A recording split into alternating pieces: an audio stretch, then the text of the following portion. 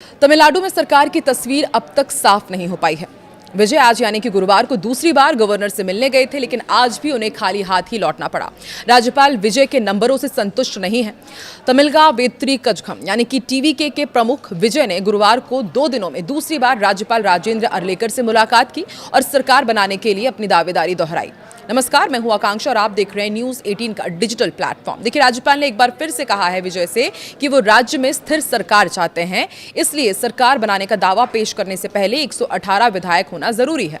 अब सूत्रों ने बताया है कि विजय मुख्यमंत्री पद की शपथ तभी ले सकेंगे जब राज्यपाल को 118 विधायकों का समर्थन दिखाएंगे। इसी बीच खबर यह भी है कि AIADMK ने अपने तमाम 28 विधायकों को पुडुचेरी के एक रिजॉर्ट में शिफ्ट कर दिया है। 234 सदस्यीय विधानसभा में टीवीके के पास 108 सीटें हैं। विजय 2 सीटों पर जीते हैं, इसलिए एक सीट छोड़ने पर यह 107 रह जाएगी। कुल सीटें 233 होने पर भी बहुमत 118 ही रहेगा, इसलिए टीवीके को अभी 11 और विधायक चाहिए। कांग्रेस के 5 विधायकों ने उन्हें अपना समर्थन दे दिया है और मीडिया रिपोर्ट्स में यह भी दावा किया जा रहा है कि एक दूसरे की प्रतिद्वंदी, ध्यान से सुनिएगा, डीएमके और AIADMK के बीच भी सरकार गठन को लेकर चर्चा चल रही है। सोचिए, धुर विरोधी दोनों पार्टी एक दूसरे के साथ शायद गठबंधन करके सरकार बना सकती है।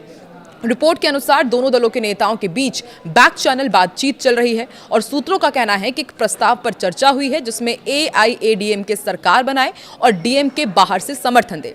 छोटे दलों का समर्थन भी इस फॉर्मूले का हिस्सा हो सकता है।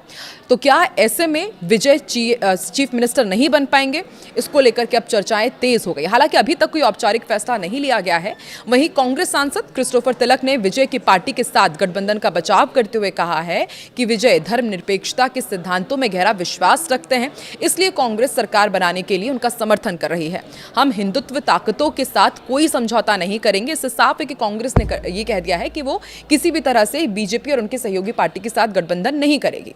तमिलनाडु के पूर्व मुख्यमंत्री ओ पनीरसेल्वम चेन्नई में डीएमके विधायकों की बैठक में शामिल होने के लिए मुख्यालय पहुंचे। इस घटनाक्रम के बाद राज्य की राजनीति में हलचल तेज हो गई है। हाल ही के दिनों में तमिलनाडु में सरकार गठन और राजनीतिक समीकरणों को लेकर लगातार गतिविधियां देखी जा रही हैं। हालांकि बैठक में किन मुद्दों पर चर्चा होगी या फिर पनीरसेल्वम की मौजूदगी क्या राजनीतिक महत्व रखती है, इस पर अभी कोई भी आधिकारिक जानकारी सामने नहीं आई है। फिलहाल सभी दलों की गतिविधियों पर नजर बनी हुई है और आगे के राजनीतिक घटनाक्रम का इंतजार किया जा रहा है। रिपोर्ट्स के मुताबिक तमिलनाडु की AIADMK के 28 विधायकों को पुडुचेरी के पूरन कुप्पम स्थित एक निजी रिजॉर्ट में ठहराया गया है। इस घटनाक्रम के बाद राज्य की राजनीति में हलचल तेज हो गई है। एक बार फिर से तमिलनाडु में रिजॉर्ट पॉलिटिक्स शुरू हो गई है। बताया जा रहा है कि सभी विधायक फिलहाल रिजॉर्ट में ही मौजूद हैं। हालांकि उन्हें वहां पर क्यों रखा गया है और पार्टी की आगे की रणनीति क्या होगी, इस पर आधिकारिक बयान सामने नहीं आया। तमिलनाडु में हाल ही के राजनीतिक घटनाक्रम और सरकार गठन की चर्चाओं के बीच इस कदम को बेहद अहम माना जा रहा है। राजनीतिक दलों की गतिविधियों पर लगातार नजर बनी हुई है। तमिलनाडु विधानसभा के नवनिर्वाचित सभी विधायकों की सूची राज्यपाल राजेंद्र विश्वनाथ अरलेकर को सौंप दी गई है। ये सूची तमिलनाडु के मुख्य निर्वाचन अधिकारी अर्चना पटनायक ने चुनाव आयोग के अन्य अधिकारियों के साथ मिलकर पेश की। राजभवन में हुई इस प्रक्रिया के दौरान चुनाव आयोग के सचिव और अन्य अधिकारी भी मौजूद रहे। यह औपचारिक प्रक्रिया सरकार गठन की दिशा में बेहद अहम मानी जा रही है। विधानसभा चुनाव के नतीजे आने के बाद अब नई सरकार की गठन की तैयारियां तेज हो गई है। इसी क्रम में नवनिर्वाचित विधायकों की आधिकारिक सूची राज्यपाल को सौंपी गई। तमिलनाडु कांग्रेस कमेटी ने गुरुवार को राज्यपाल राजेंद्र आर्लेकर पर निशाना साधा और कहा कि सरकारें लोक भवन के मैदान में नहीं बल्कि सदन में तय होती है।